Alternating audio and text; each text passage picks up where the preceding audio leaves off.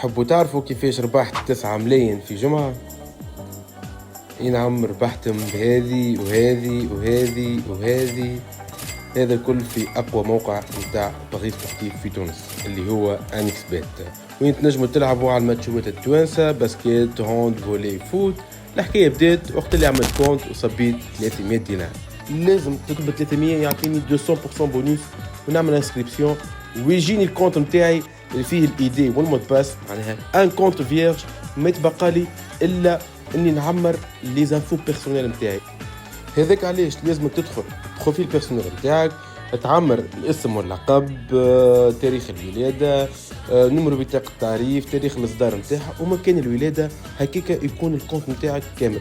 ملاحظه للناس الحاجه الباهيه هذه في البونيوس، انه حتى كان عندك كونت مع عباد، خاطر عندك دي كونت وقدم وكل شيء، حتى كان عندك كونت قديم تعمل كونت جديد وتصب فيه ومفما حتى مشكل، وتاخذ بونيوس بالفازه هذه وبالكود برومو هذاك، تاخذ بونيس 200%. بالرسمي فازه عجبتني على الاخر، اللي انا وليت نعمل في 2-3 كونت. ولهنا وين نجيو للصحيح كيفاش تصب الفلوس للكونت هذايا. انا صبيت 300 دينار، صبيت مع طريقه ديديسات، بس الكل عندنا ديديسات اللي هي البوسطه، وفما لهنا تنجم تصب بالديديسات، تنجم تصب بفلوسي، واذا كان عندك بينونس تنجم تصب بالبينونس اللي هو ايزيتي. وبالنسبه لتخريج الفلوس هذا كيف هاكم تشوفوا فيها الويثدرو اللي هي فيها ديديسات وفلوسي، وفما زاده البينونس واليوزيتي. نجيو لهنا، انا باش نوريكم كيفاش تعملوا مثلا بفلوسي، كيفاش تصب فلوس، اللي هو جيست كوبي نيميرو هذاك وترجع للابليكاسيون فلوسي، تبعث الفلوس النيميرو هذاك، بعديك تجي تعمل الفورميلا لهنا، ميم با 5 مينوت الفلوس توصل لك على الكونت، تتصب لك، امورك واضحه. هذاك 300 دينار انا صبيت 300، بعديك لقيتهم 600، انا صبيتهم عن طريق ديديسات.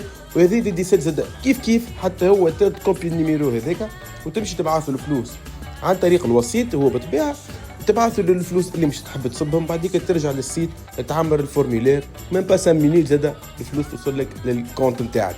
وكيف لهنا تنجم تكونتاكتيو باج ترست روشارج اللي هما الناس ثقه، يعملوا لك روشارجمون بالايدي ويجبدوا لك الفلوس زاده عن طريق ديديسات وعن طريق فلوسي.